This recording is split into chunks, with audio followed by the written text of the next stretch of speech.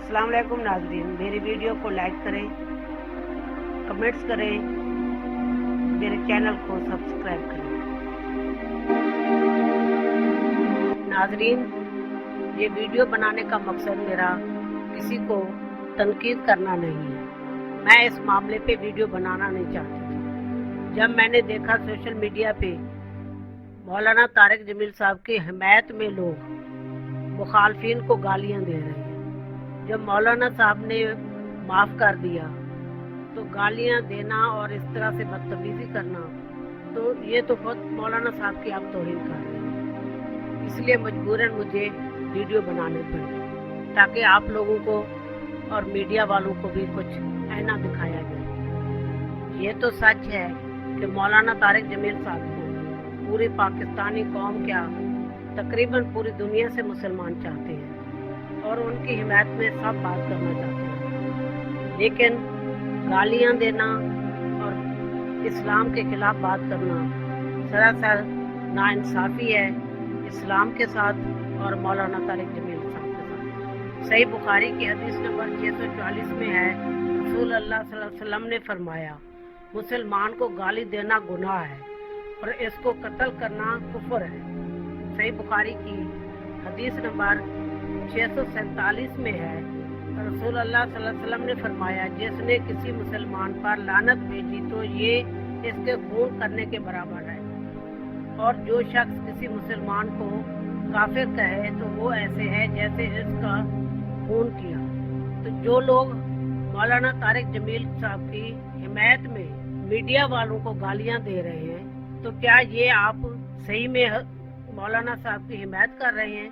ऐसा करना सख्त गुनाह है और इस झगड़े को ख़त्म करने के लिए मौलाना साहब ने माफ़ी मांगी ताकि ये मसला हल हो जाए। इस मामले को सोशल मीडिया पे छेड़ने का असल मकसद यही था कि LOC पे जो झड़पें हो रही हैं उस तरफ अवाम और मीडिया की अगर तवज्जो वहाँ जाए तो उस तवज्जो को हटाकर इस तरफ लाया जाए, ताकि लोगों का ध्यान मौलाना तारिक जमील वाली साइड पे चला जाए और LOC पे जो हो रहा है उसका किसी को पता न चले। ये हमेशा से पाकिस्तान में हो रहा है। जब भी दुश्मन पाकिस्तान पे कोई वार करता है तो मीडिया की तवज्जो हटाने के लिए ऐसा एक इशू छोड़ दिया जाता है।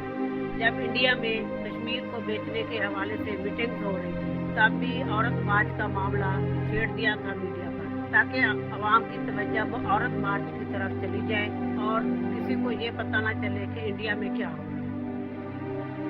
नाजरीन, चलते हैं, देखते हैं कैसा रमजान शरीफ से एक दिन पहले एहसास टेलीथॉन प्रोग्राम जो वजीर आजम हाउस से बराह रास्त नशर किया गया था, उस पे मौलाना तारिक जमील ने क्या कहा जिसकी वजह से मीडिया इतना गर्म हो गया।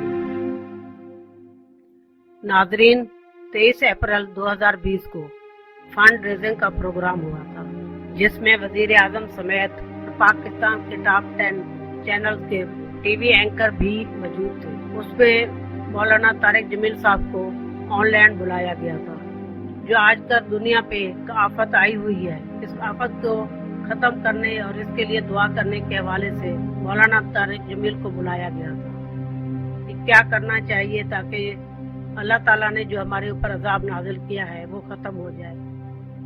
दुआ से पहले मौलाना तारिक जमील साहब ने एक छोटा सा वाकया सुनाया और झूठ के हवाले से थोड़ा सा बयान फरमाया था, जिस पर टीवी एंकर बहुत गुस्से में आ गए और मौलाना तारिक जमील को बुरा भला कहने लगे।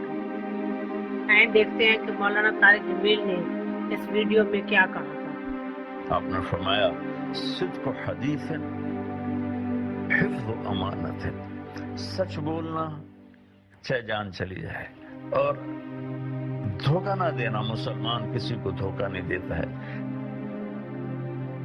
नाजरीन, मौलाना तारिक जमील साहब ने किसी एक बंदे को निशाना नहीं बनाया था झूठ के हवाले से, बल्कि मौलाना साहब ने तो हदीस का हवाला देकर अपना भी कहा।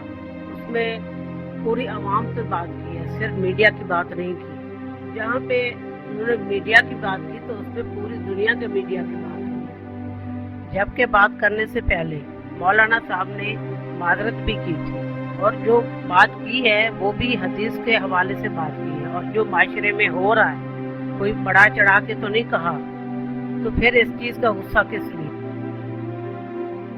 ناظرین، 29 مارچ 2020 کو سلیم صافی نے اپنے پروگرام جرگہ میں مولانا طارق جمیل کو بلایا تھا۔ وہ سلیم صافی نے یہ کہا ہے کہ جھوٹ نہ بولے تو میڈیا بند ہو جائے۔ ناظرین، دیکھتے ہیں کہ جرگہ پروگرام میں سلیم صافی نے کیا کہا اور مولانا طارق جمیل صاحب نے کیا کہا۔ تو میں ساری قوم کو یہ پیغام دیتا ہوں کہ اللہ کے واسطے سچ بولو، جھوٹ نہ بولو۔ دوسرا پیغام یہ دیتا ہوں، اللہ کے واسطے دیانتداری سے کام کرو، دھوکہ نہ دو، رشوت نہ لو، ملاوٹ نہ کرو، وعدہ خلافی نہ کرو۔ میرے نبی اتنے ناراض ہیں، من غش فلیس منا، جس نے دھوکہ دیا میری امت سے خارج ہو گیا۔ بتائیں کتنی سخت وعید آپ نے فرمائی۔ تیسری بات ہے، ظلم نہ کرو، انصاف کرو، ظلم نہ کرو، انصاف کرو۔ حضرت علی رضی اللہ تعالیٰ عنہ علیہ السلام کا فرمان ہے کہ قومیں کفر پر تو چل حکومتیں کفر پر تو چل جاتی ہیں، ظلم پر کبھی نہیں چلتی۔ تو میں اپنے سارے چاروں صوبوں کے رہنے والے تو میں سب کو یہ پیغام دینا چاہتا ہوں، فرائض پورے کریں، بے نمازی کوئی نہ ہو۔ میرے نبی کی آخری وصیت تھی، الصلاۃ وما ملکت ایمانکم، اے میری امت ایک نماز نہ چھوڑنا اور ایک غلاموں اور نوکروں کے ساتھ اچھا سلوک کرنا۔ تو مراد صرف غلام نہیں ہے، ہر کمزور طبقہ اس پر ظلم نہ کرنا، سچ بولیں، دیانتداری سے چلیں۔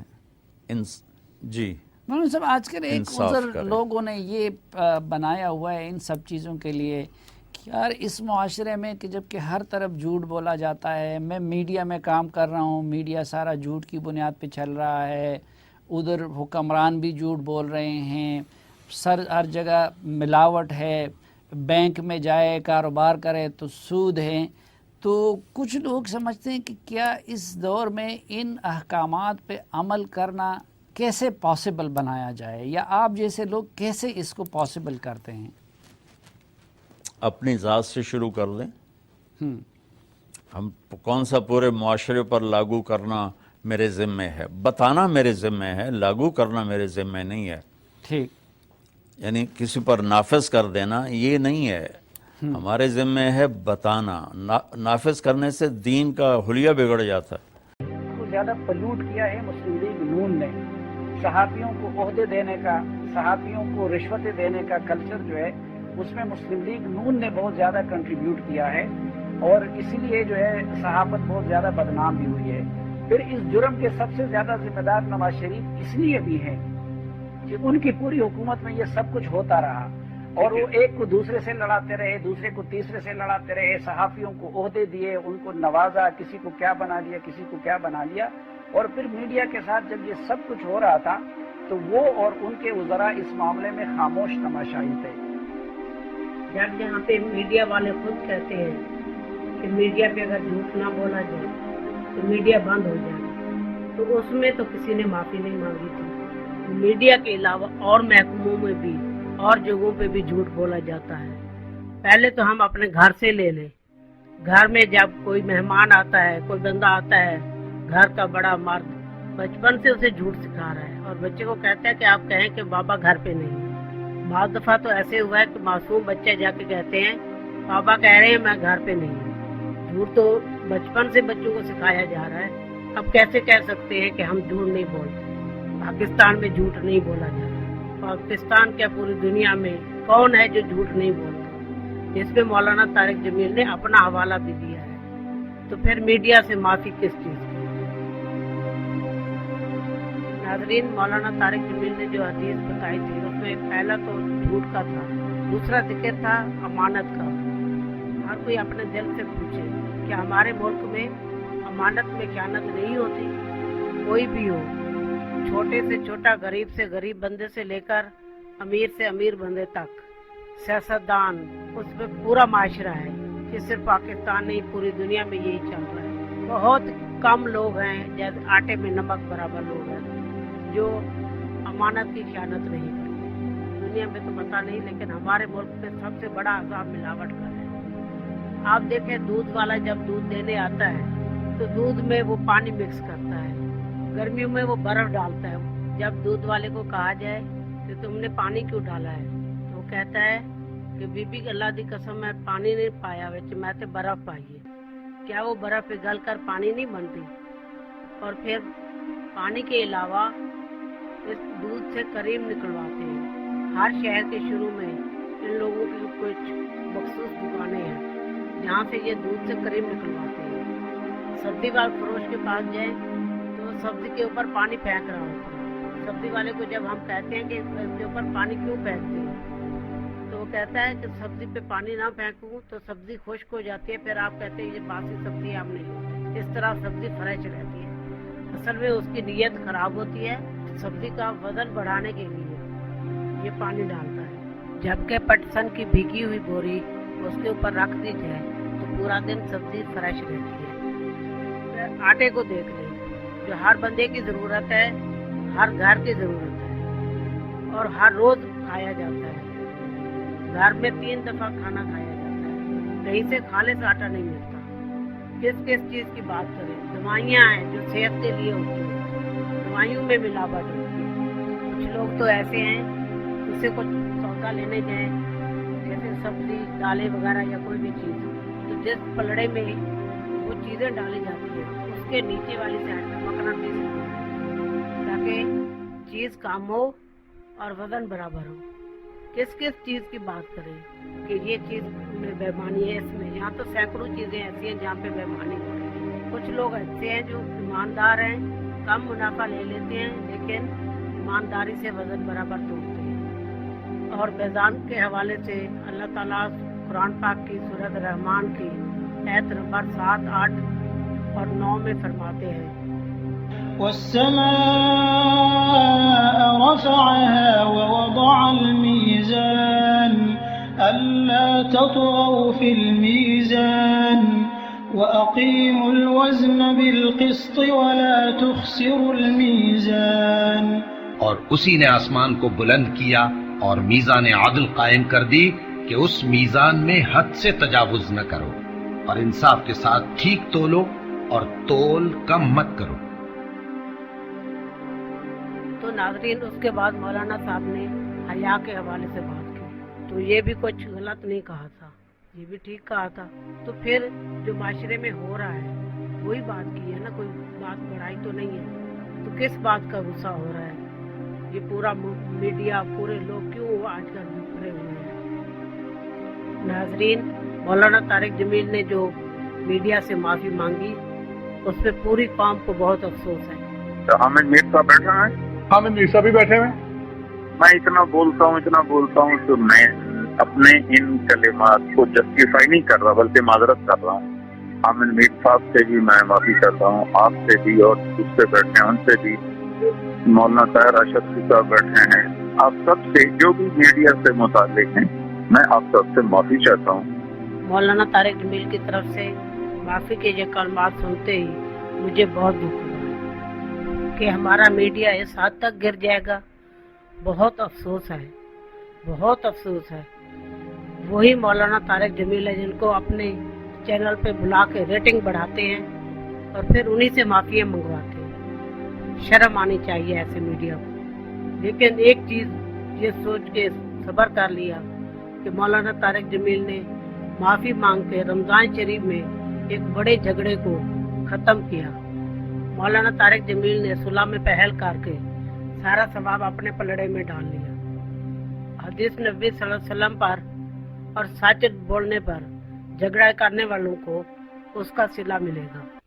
ناظرین، مولانا طارق جمیل کو سب سے پہلے معذرت مجبور کرنے والا وہ کون سا صحافی ہے؟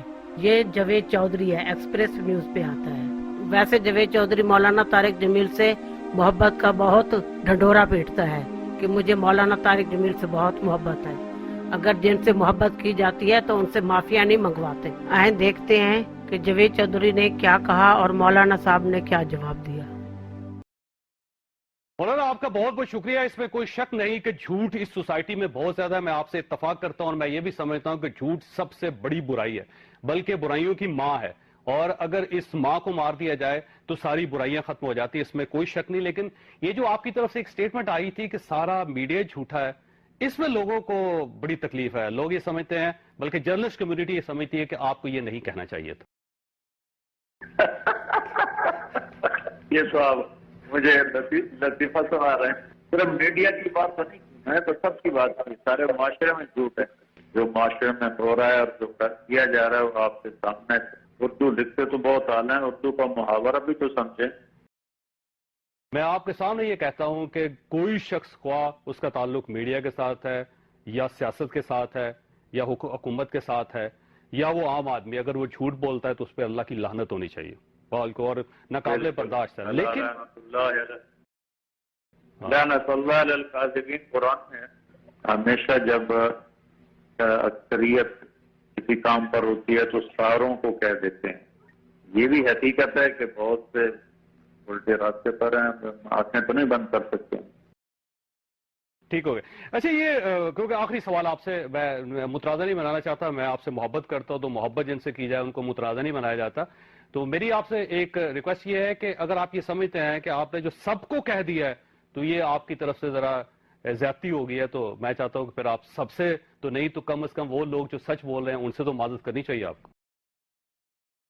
بالکل میں کرتا ہوں معذرت, کھلے عام معافی چاہتا ہوں.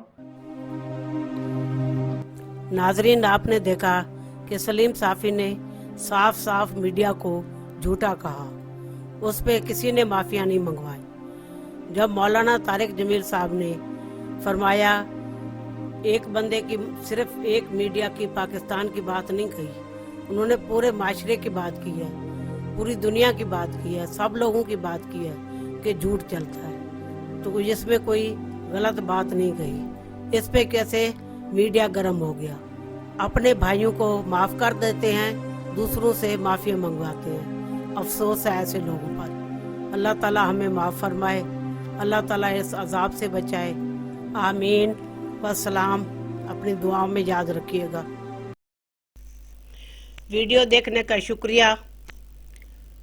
ویڈیو کو لائک کرنا نہ بھولیے گا. میرے چینل کو سبسکرائب کریں نئی آنے والی ویڈیو تک. اللہ حافظ.